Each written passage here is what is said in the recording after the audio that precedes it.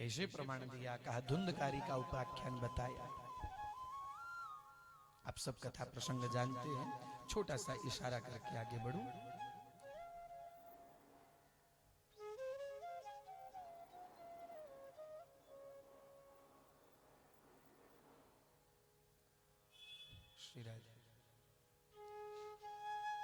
धुंधकारी नाम का वो महापापी, कैसा पापी है जो स्वयं अपने मुख से कह रहा है कर्मणो नास्ति संख्या में महज्ञाने विवर्तिना। वो धुंधकारी अंत में स्वयं अपने मुख से कह रहा है मैंने अपने जीवन में कितने पाप किए मैं स्वयं नहीं जानता, मेरे पाप कर्मों का कोई हिसाब नहीं है। वही धुंधकारी 5 वेश्याओं के द्वारा मारा गया। मरने के बाद प्रेत बनकर के भटकने लगा। प्रेत योनि में अत्यंत दुखी है, व्याकुल हो रहा है।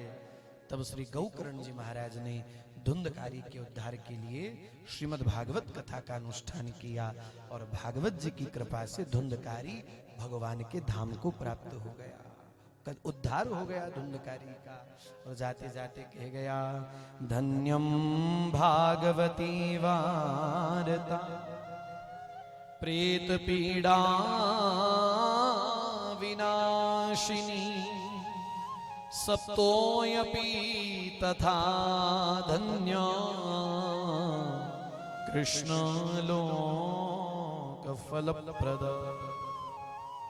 धन्य है परम मंगलमय श्रीमद् भागवती वार्ता, जिसका श्रवण करने मात्र से न केवल मेरा उद्धार हुआ, मुझे भगवत धाम की प्राप्ति हुई। कृष्ण लोक फलप्रद। धुंधकारी जैसा महापापी तर गया तो अपने उद्धार में तो कोई चिंता नहीं है, वो तो महापापी है। हम लोग थोड़ा मिले जुले, पाप भी होता है, कहीं ना कोई सत्कर्म भी होता है, कोई पुण्य कर्म भी होता है, तो अपने लोगों की स्थिति मिली जुली स्थिति है। श्रीमद् भागवत जी की शरणागति हृदय को परम शुद्ध करती है, विशुद्ध करती है, हृदय में प्रभु चरणों की भक्ति को विराजमान करती है। ये भगवत प्राप्ति करवाने वाली कथा है। सुंदर भागवत जी की महिमा का प्रमाण देकर के और फिर आगे वर्णन आता है। श्री वेद व्यास जी महाराज ने कलिकाल के जीवों के कल्याण के लिए भागवत जी को लिखा। व्यास जी के मन में बड़ी चिंता थी, कलयुग के जीवों का उद्धार कैसे होगा।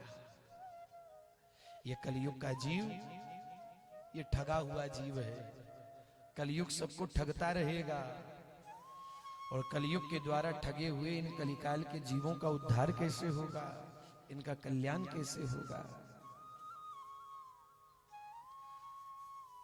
अच्छा, क्या पहचान है कि कलयुग ने हमको ठग लिया, और क्या पहचान है कि हम कलयुग की ठगी से बच गए। क्या पहचान है इसकी? पहचान केवल एक ही है,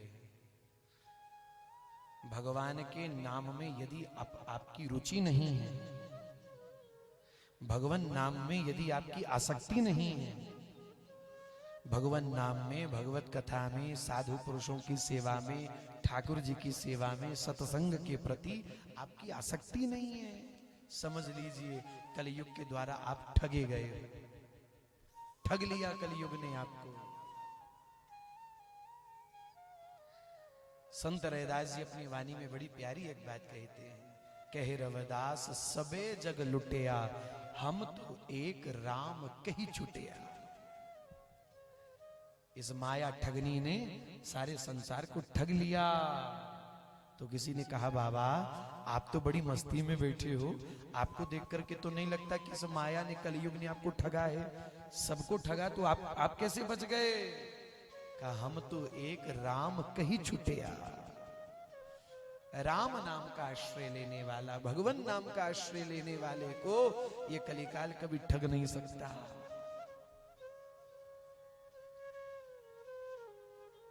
जिन्हीं बारी न मानस धोए ते कायर कलिकाल बिगोए।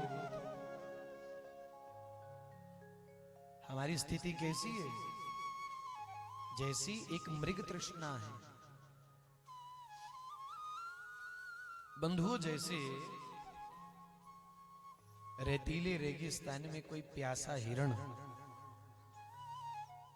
जल की एक बूंद के लिए व्याकुल होता है, कहीं पानी मिल जाए तो उसके प्राण बच जाएं। पानी नहीं मिलने के कारण उसके प्राण संकट में है, कई दिनों का प्यासा है, पानी की खोज में इधर उधर भाग रहा है। रेतीले रेगिस्तान में दूर दूर तक कहीं पानी नहीं दिखाई दे रहा। अचानक दूर रेत के ऊपर कुछ चमकता हुआ दिखाई दिया। सोचा है वहां पानी है। भागा भागा भागा और वहां भाग करके जाकर के जब देखा ओ पानी नहीं है, तो क्या था? सूर्य की किरण पड़ने से रेत चमक रही थी। चमकती रेत को उसने पानी समझ लिया। फिर दूर कहीं और फिर चमकती हुई चीज दिखाई दी, फिर वो पानी समझ करके भागा। फिर जाकर के देखा पानी नहीं है, वो सूरज की किरणों से रेत चमक रही थी। अपने लोगों की भी वही मृग तृष्णा है। कहाँ सुख की खोज करे? यहाँ जाएं यहाँ सुख मिलेगा, यहाँ जाएं यहाँ शांति मिलेगी, यहाँ आनंद मिलेगा, यहाँ सुकून मिलेगा, यहाँ विश्राम मिलेगा।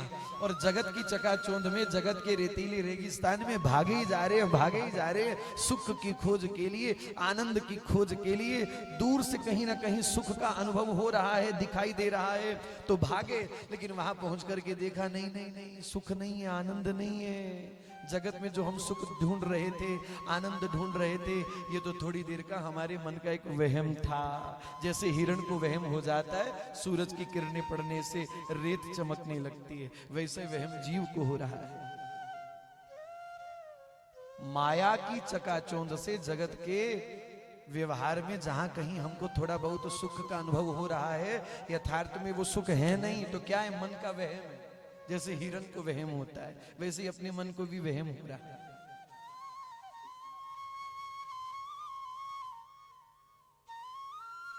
भगवान नाम में जिसकी आसक्ति नहीं, भगवत कथा में जिसकी आसक्ति नहीं, समझ लीजिए, समझ लीजिए, ऐसा व्यक्ति, ऐसा जीव कलयुग के द्वारा ठगा गया जीव है। इसीलिए तो कहा धन्य धन्य धन्य धन्य वह जीव जिन्हें भगवान नाम से प्यार है, जिन्हें भगवत कथा से प्यार है।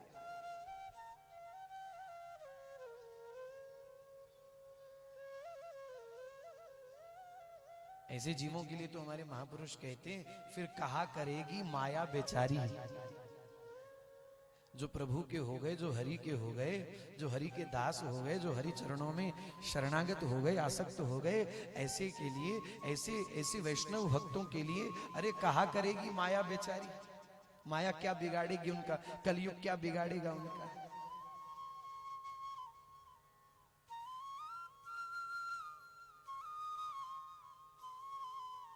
तो व्यास जी के मन में बड़ी चिंता थी, कलयुग के जीवों का उद्धार कैसे होगा। तब नारद जी ने आकर के व्यास जी को चतुश्लोक की भागवत सुनाई। 4 श्लोकों में संपूर्ण भागवत जी का रहस्य बता दिया। व्यास जी महाराज ने उन 4 श्लोकों में भागवत जी का संपूर्ण रहस्य जान करके उसका बहुत विस्तार किया। 18,000 श्लोकों में विस्तार कर दिया श्रीमद् भागवत कथा।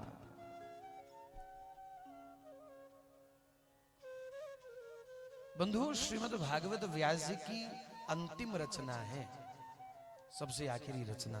18वां पुराण है भागवत। लेकिन अंतिम रचना होने का मतलब ये नहीं है कि उससे पहले भागवत थी ही नहीं। भागवत तो आदि ग्रंथ है, पर छुपा हुआ था। भगवान ने इसको छुपा के रखा था, इस कथा को बहुत छुपा के रखा था। समय आया तो समय आने पर इस कथा को प्रकट किया गया।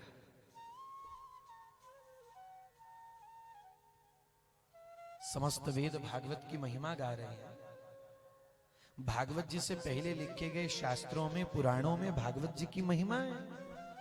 स्कंद पुराण में, पद्म पुराण में, ये दोनों भागवत जी से पहले लिखे गए हैं। और पहले लिखे गए ग्रंथों में भागवत जी की महिमा है, जो भागवत सबसे आखिर में लिखी गई है। तो इसका अर्थ क्या हुआ? इसका अर्थ यह है कि भागवत कथा लिखने में सबसे अंत में है, लेकिन भागवत आदि ग्रंथ है। समय आया तो उचित समय आने पर इस कथा को प्रकट किया गया। वेद व्यास जी के द्वारा भागवत जी की रचना संपन्न हुई। व्यास जी ने नारद जी से कहा, महाराज मेरे घर में मेरा अपना पुत्र होता तो मैं अपने पुत्र को इस योग्य बना देता, ताकि मेरा बेटा कलयुग में भागवत का प्रचार प्रसार करता, पर मेरा तो कोई पुत्र नहीं है। तब लीला आप सब जानते हैं। नारद जी ने व्यास जी का हाथ पकड़ा, भगवान शंकर के पास गए हैं, पुत्र प्राप्ति का वर मांगा है। भगवान ने तथास्तु कह करके आशीर्वाद दिया है। नारद जी व्यास जी बड़े प्रसन्न हो गए हैं, लेकिन बहुत समय बीत जाने पर भी व्यास जी के घर में पुत्र नहीं हुआ। नारद जी के मन में चिंता हो गई। तब नारद जी ने एक योजना बनाई। योजना बना करके कैलाश पर्वत पर पधारे। जगदम्बा के हृदय में भगवान भोलेनाथ के प्रति संदेह पैदा कर दिया। और संदेह का कारण क्या बना? भगवान शंकर के गले में पड़ी हुई स्त्रियों की मुंड माला, वो संदेह का कारण बन गई। नारद जी खिसक लिए वहां थे। जगदम्बा श्री पार्वती जी के हृदय में महादेव के प्रति बड़ा क्रोध है। मेरे पति भगवान महादेव अपने गले में स्त्रियों की मुंड माला पहन करके घूमते, अत्यंत क्रोध में हैं। भगवान भोलेनाथ पधारे हैं। एकांत जान करके भगवान महादेव ने महसूस किया कि आज जगदम्बा का रुख थोड़ा उखड़ा उखड़ा सा है। तो पूछा, देवी क्या हुआ, क्या बात है, कुछ नाराज लगती हो? जगदम्बा ने साफ मना कर दिया बोलने के लिए, अपने काम से काम रखो। अरे देवी, ये क्या कह रही हैं आप, क्या हो गया? मैंने कहा ना मुझे बुलाने की जरूरत नहीं, अपने काम से काम रखो। महादेव बिल्कुल मौन हो गए, शांत हो गए। थोड़ी देर के बाद महादेव फिर बोले। जगदम्बा फिर एकदम गुस्से से बोल पड़ी, कितनी बार कहूं मुझे बुलाने की जरूरत नहीं है, अपने काम से काम रखो। महादेव फिर मौन हो गए, शांत हो गए। तकरार हो रही है, लेकिन महादेव ने अपने गृहस्थ जीवन को कितने सुंदर प्रकार से चलाया। बंधुओं, गृहस्थ आश्रम को सुचारू रूप से चलाने के लिए अगर किसी से शिक्षा लेनी हो तो महादेव से ली जाए। महादेव का परिवार, महादेव का गृहस्थ आदर्श है। अब देखो, महादेव के परिवार में जितने भी सदस्य हैं ना, सब आपस में स्वभाव की विरोधी हैं, पर फिर भी एक छत के नीचे रहते हैं सब मिलजुल के। भगवान महादेव का वाहन नांदिया बैल, जगदम्बा का वाहन शेर। परस्पर दोनों विरोधी हैं ना एक दूसरे के, पर एक छत के नीचे बड़े आराम से बैठे। भगवान के गले में सर्प लटके हैं। गणेश जी का वाहन चूहा है। दोनों एक दूसरे से परस्पर स्वभाव की विरोधी हैं, लेकिन महाराज आराम से बैठे। अच्छा, गणेश जी का वाहन चूहा है तो उन्हीं के भाई कार्तिक स्वामी का वाहन मोर है। दोनों स्वभाव के विरोधी हैं। अच्छा, कार्तिक स्वामी का वाहन मोर है और महादेव के गले में सर्प की माला है। सर्प और मोर भी दोनों स्वभाव के विरोधी हैं, पर बड़े आराम से सब एक छत के नीचे आनंद से बैठे। कोई नोक झोंक नहीं है, कोई तकरार नहीं है, कोई मतभेद नहीं है, कोई मनभेद नहीं है। आदर्श गृहस्थ जीवन है भगवान महादेव का। इसका सीधा सा अर्थ क्या है? परिवार में कई सारे लोग होते, 2 4 6 10 लोग होंगे परिवार में, सबका स्वभाव परस्पर अलग अलग हो सकता है। लेकिन जैसे कैलाश पर्वत पर बैठा हुआ वो परिवार, उस परिवार के मुखिया भगवान महादेव हैं, और परिवार के मुखिया महादेव ने कितने सुंदर प्रकार से अपने पूरे परिवार को एकता के धागे में, प्रेम के धागे में पिरो करके रखा हुआ है। तुम्हारे परिवार का मुखिया भी ऐसा हो, तुम्हारे परिवार का मुखिया भी ऐसा हो। और केवल मुखिया ही नहीं, परिवार के जितने सदस्य हैं सबका सद आचरण हो, सद्बुद्धि हो, सदमार्गगामी हो, तब गृहस्थ का आनंद होगा। कई बार हमने सुनाया, आप पति पत्नी तो गृहस्थ की इस गाड़ी के आगे वाले दोनों पहिए हैं हमारे, आगे वाले पति और पत्नी। अच्छा, आगे वाले जो दो टायर होते हैं ना, उनमें एक रॉड लगी होती है, एक्सल लगी होती है, जो दोनों को आपस में जोड़ के रखती है। दोनों को चलते आगे वाले जहां जिधर चलेंगे पीछे वाले भी उधर ही चलते रहेंगे। तो पति पत्नी गृहस्थ जीवन के, गृहस्थ की गाड़ी के आगे वाले दो पहिए हैं, जो बीच में वो जो रॉड लगी हुई है, वो रॉड है श्रद्धा और विश्वास की। पति पत्नी के बीच में श्रद्धा और विश्वास का समन्वय बना होता है। पति पत्नी के बीच में श्रद्धा और विश्वास का समन्वय बना होगा, और दोनों एक साथ चलते रहेंगे आनंद भाव से। हाँ, उबड़ खाबड़ नहीं होंगे, दोनों एक साथ चलते रहेंगे, समन्वय बना करके चलते रहेंगे, एक सूत्र में चलते रहेंगे, एक धारा में चलते रहेंगे, तो आनंद। आगे वाले के दो टायर महाराज, एक बड़ा हो जाए एक छोटा हो जाए तो गाड़ी चलेगी। गाड़ी में आगे वाले में एक टायर महाराज तुम ट्रक का लगा दो, दूसरा साइकिल का लगा दो, बात बनेगी? दोनों एक साथ जैसे हों और एक साथ चलते हों। तुम आगे एक साथ चलते रहो, तुम्हारे पीछे तो तुम्हारे परिवार के चंगू मंगू है ना सब, वो भी तुम्हारे पीछे बड़े आराम से चलते रहेंगे।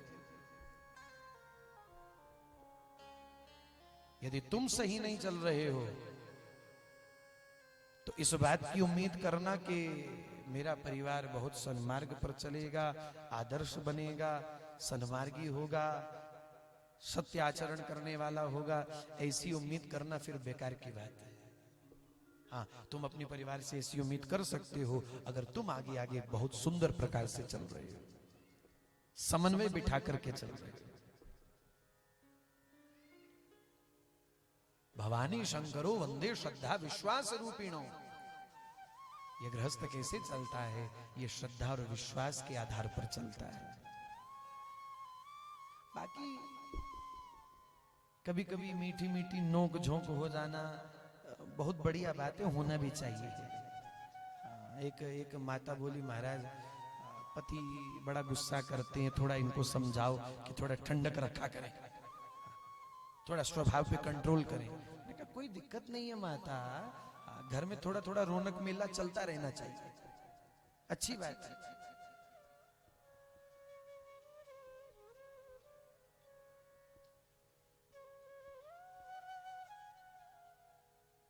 वैसे बात मैं आपके ऊपर ले जाता हूं, लेकिन बात मेरी अपनी है कि एक बार हमसे किसी ने पूछा कि महाराज आप विवाहित हैं? मैंने कहा बिल्कुल विवाहित है, दो चंगू मंगू है अपने। तो महाराज कभी नोक झोंक होती है? मैंने कहा बिल्कुल होती है, बिल्कुल होती है, क्यों नहीं होती? बोले महाराज आप तो कथा व्यास हैं ये। मैंने कहा क्या हुआ कथा व्यास है भाई, नोक झोंक तो होती है और होनी भी चाहिए। बोले क्यों? मैंने कहा महाराज हफ्ते में अगर 2 दिन नोक झोंक ना हो जाए ना तो विश्वास नहीं होता कि हम ब्याह हुए हैं। तो वो खुद को विश्वास दिलाने के लिए, क्यों राजू जी, खुद को वो विश्वास दिलाने के लिए कि हाँ भाई, तो वो जरूरी है। थोड़ा थोड़ा रौनक मेला हफ्ते में 2-4 बार हो जाए तो अच्छा है।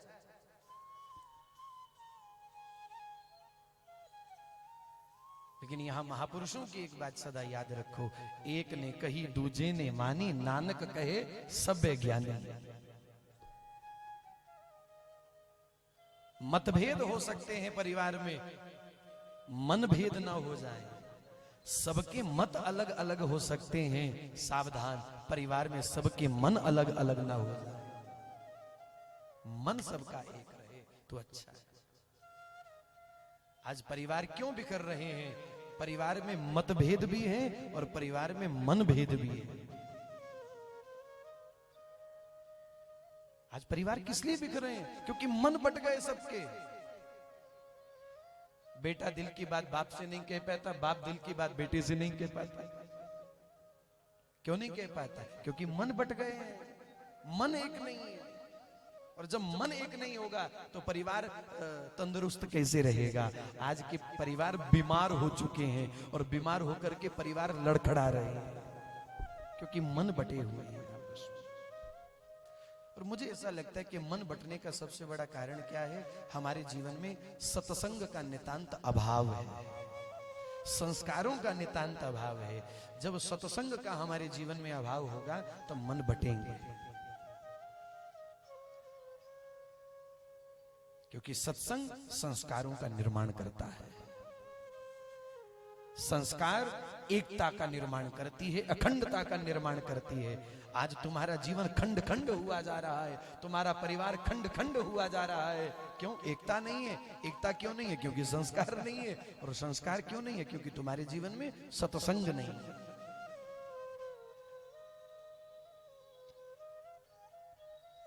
तुम्हारे जीवन में शास्त्र अध्ययन नहीं है, शास्त्र आचरण नहीं है।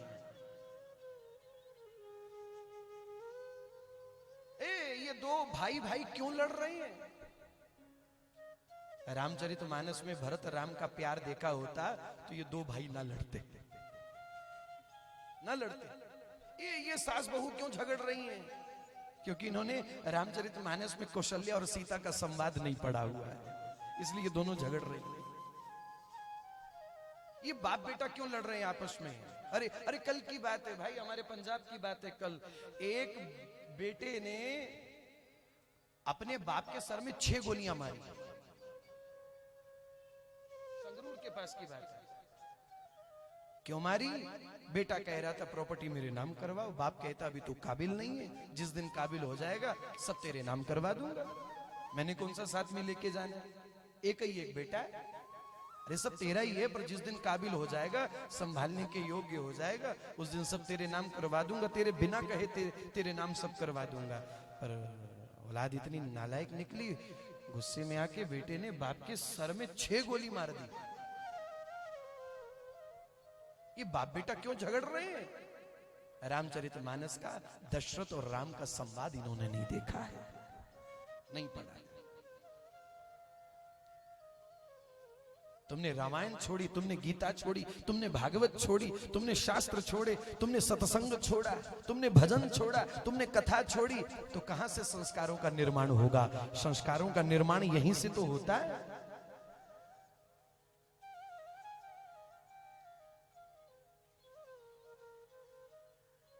आज मेरे और आपके जीवन में नितांत अभाव है। शास्त्र अध्ययन नहीं है, शास्त्रों का स्वाध्याय नहीं है। शास्त्र जीना सिखाता है, सत्संग जीना सिखाता है, यहां से संस्कारों का निर्माण होता है।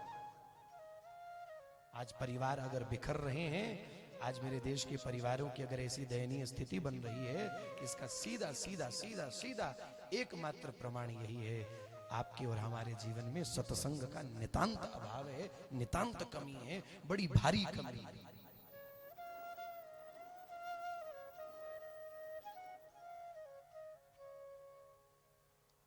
लेकिन महादेव ने कितनी सूझबूझ से काम लिया। जगदम्बा बड़े क्रोध में है, महादेव बड़े प्यार से उनको समझाते हैं, व्यवहार करते हैं। लेकिन अंत में जब भगवान महादेव ने देखा कि अब स्थिति और बिगड़ती जा रही है, इससे पहले कि कैलाश पर्वत पर कुरुक्षेत्र की युद्ध भूमि हो जाए, महाभारत छिड़ जाए, हाँ, तो पूछ लिया, देवी इतना गुस्सा क्यों है भाई? हमसे कोई गलती हुई तो हमको बता दो। तो बता दिया सभी, आपके गले में जो स्त्रियों की मुंड माला है क्या लगती है आपकी, कौन है आपकी? तो भगवान महादेव ने कहा, देवी मेरे गले में पड़ी हुई स्त्रियों की मुंड माला सब आपकी। मैं शिव हूं, आप मेरी शक्ति हैं।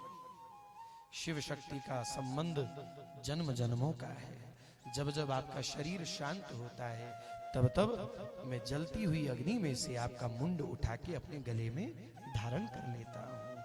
पार्वती जी को सारी वास्तविकता का ज्ञान हुआ तो लज्जित होकर के महादेव के चरणों में क्षमा याचना करी। अंत में परिणाम क्या निकला? भगवान महादेव ने जगदम्बा पार्वती को अमर कथा सुनाने का निश्चय किया। ये जम्मू कश्मीर की धरती क्यों इतनी धन्य है?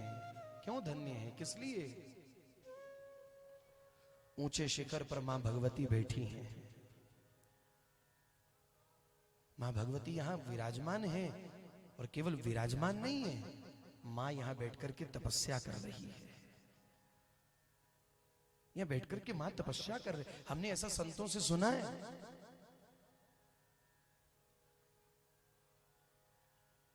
भगवती यहां बैठकर के तपस्या कर रही हैं और तपस्या करके प्रतीक्षा कर रही हैं। किसकी? प्रभु की प्रतीक्षा कर रही हैं।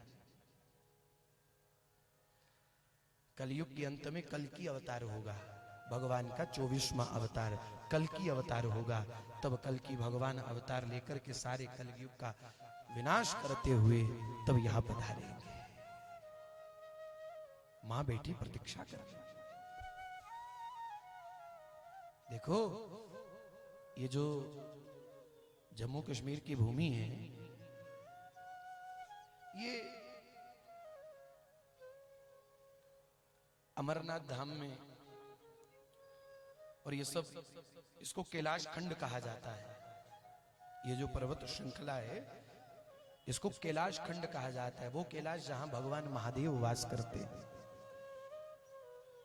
चाहे वो वर्तमान तिब्बत का कैलाश मानसरोवर हो, और वहीं से होते हुए ये कैलाश का खंड आगे आगे होते होते हुए जा रहा है कहां?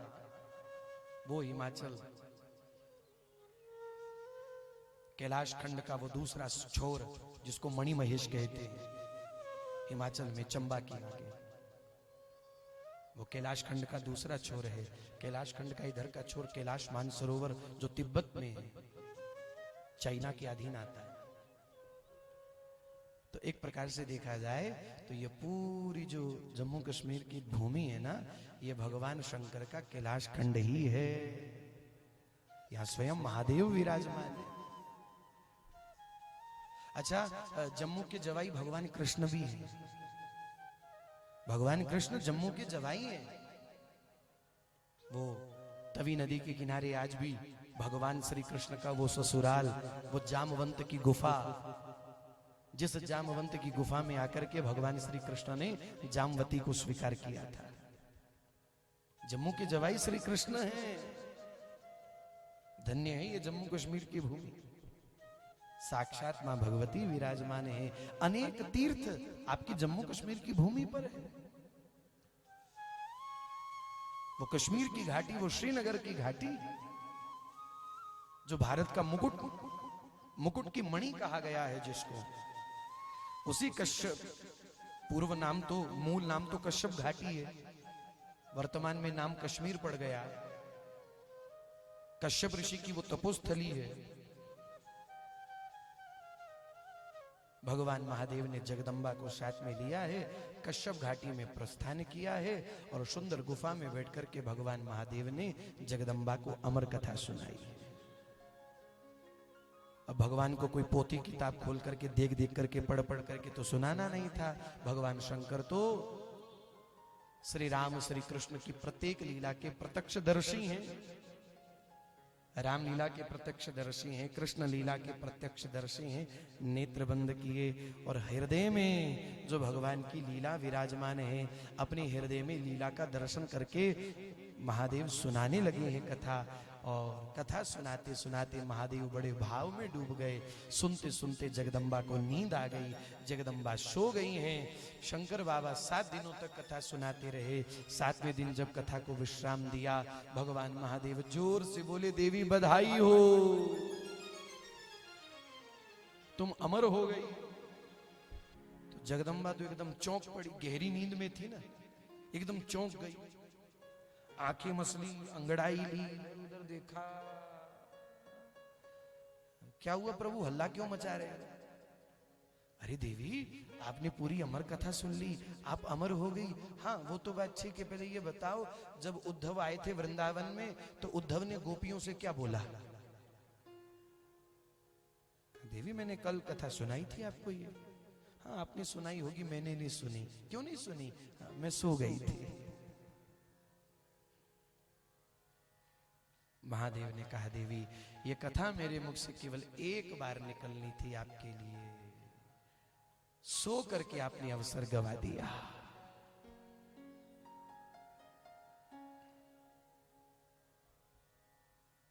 अब ये कथा मैं दोबारा नहीं सुना पाऊंगा। देखो यही बात हमारे और आपके लिए भी लागू होती है।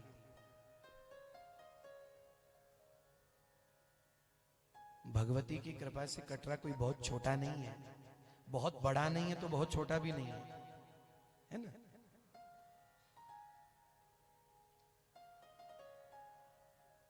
मुझे शायद ऐसा लगता है कि या तो कथा सुन सुन के कटरा के लोग थक गए, मुझे ऐसा लगता है, या तो थकिए देने बड़े ज्यादा। देखो भगवती की उपासना के दिन है। 4 दिन पहले जो पक्ष समाप्त हुआ वो पितृपक्ष था, जो अब चल रहा है ये मातृपक्ष है। ये भगवती की आराधना के दिन है। प्रत्येक वर्ष भगवती की कृपा से हम और आप सभी को श्री भागवत जी के माध्यम से ये आनंद प्राप्त होता है। पिछले 2 वर्षों में थोड़ा कोरोना के कारण ये सब संभव नहीं हो पाया था, लेकिन उससे पहले भी ये आनंद हम सब मिलकर के प्राप्त करते रहे। और पिछले कई वर्षों से, 1-2 वर्षों की बात नहीं, पिछले कई वर्षों से मां ने बड़ी कृपा करके ऐसा अवसर हम और आपको प्रदान किया है। और एक बात मैं आपसे जरूर कहूं, ये नवरात्रि का जो उत्सव है चल रहा है, चाहे ऊपर भवन में चल रहा है या यहां नीचे,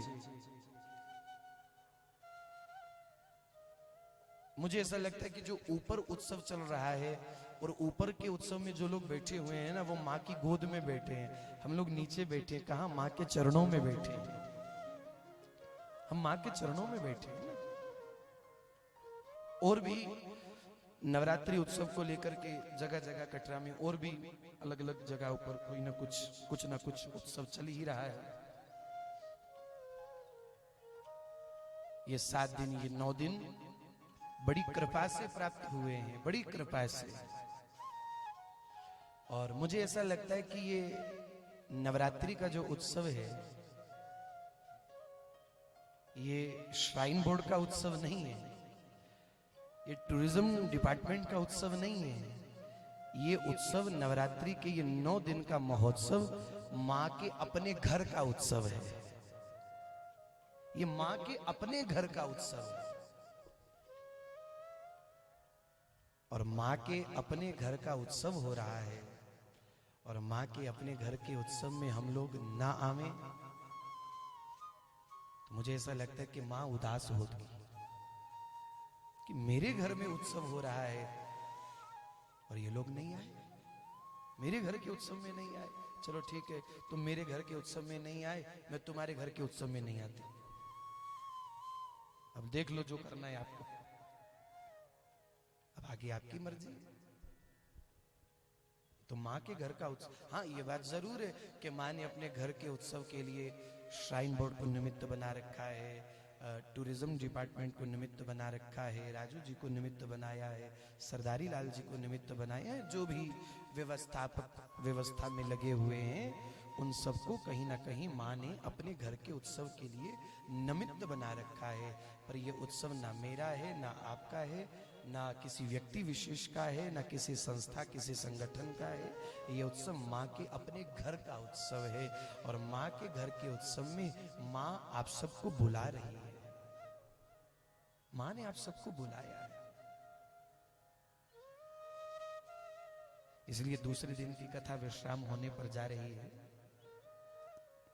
समय का अपने लोग पूरा ध्यान रखेंगे। ठीक 4 बजे कथा प्रारंभ होगी, 4 से 7 बजे तक। उसके बाद फिर मंदिर का जो नित्य का नियम रहता है और इस स्थान की जो नियमावली है, जो मर्यादा है, उसका भी अपने लोगों ने पूरा पालन करना। ठीक 7:15 बजे 7 बजे श्री रघुनाथ जी की आरती होती है, इसलिए आइए, खूब आनंद से पधारिए आप लोग।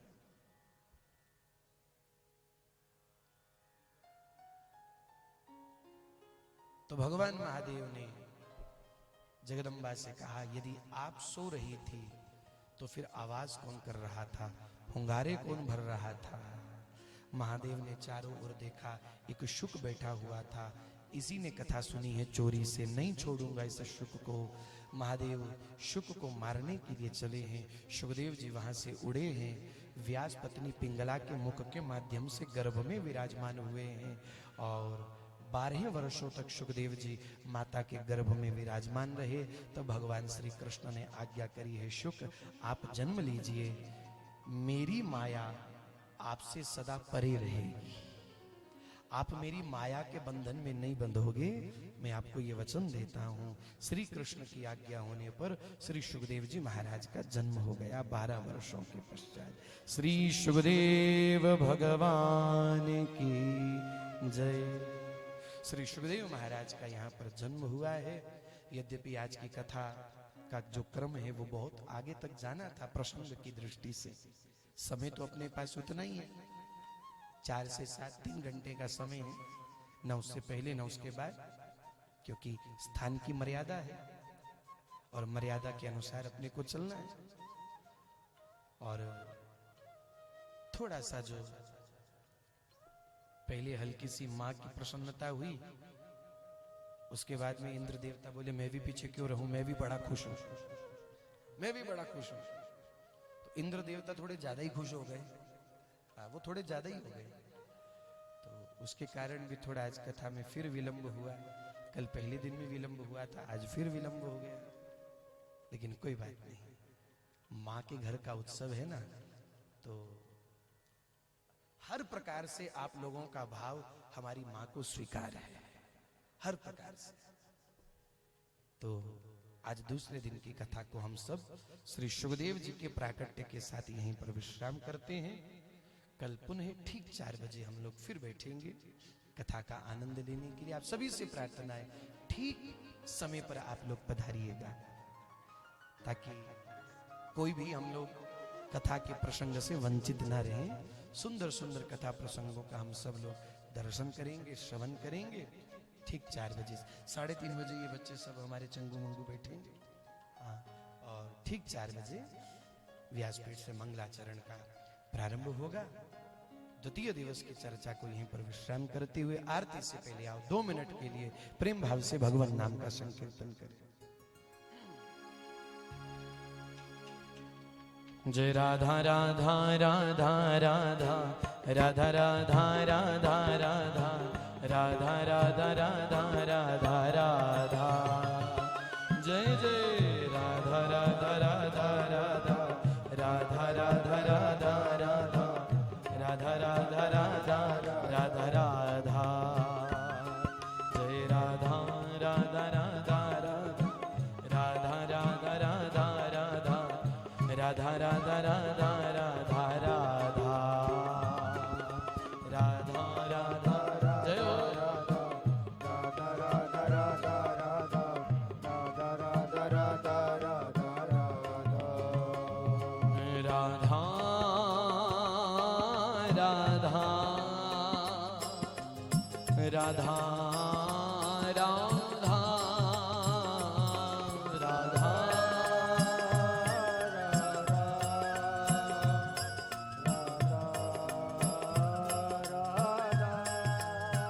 श्री राधा राधा राधा राधा राधा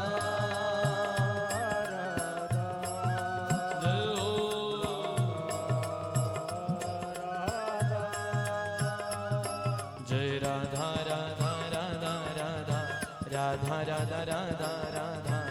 राधा राधा राधा राधा राधा राधा राधा राधा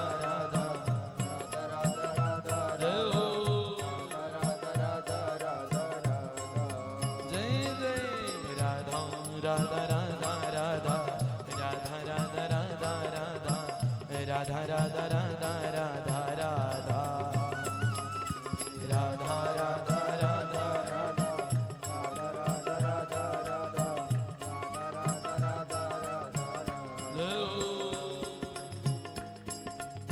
राधा राधा राधा राधा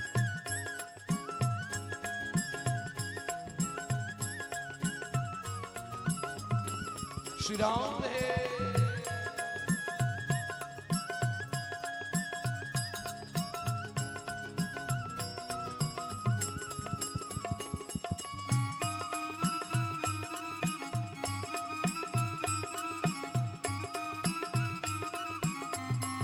श्री राधा राधा राधा श्री राधा राधा राधा श्री राधा राधा राधा श्री राधा राधा राधा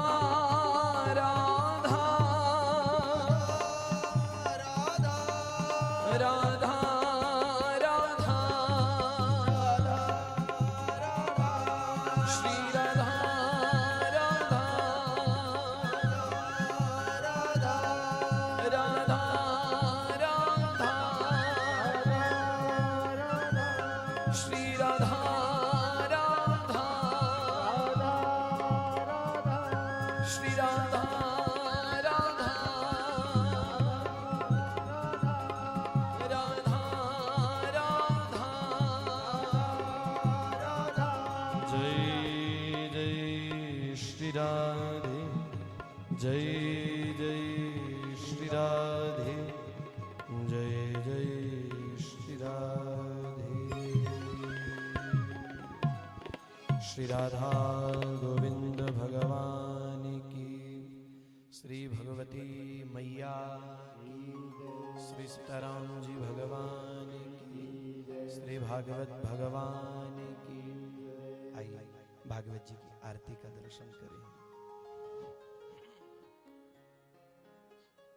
हाँ, अपने अपने स्थान पर ही खड़े रह करके श्री भागवत जी की आरती का दर्शन करें। श्री राधे श्री भागवत भगवान की जय।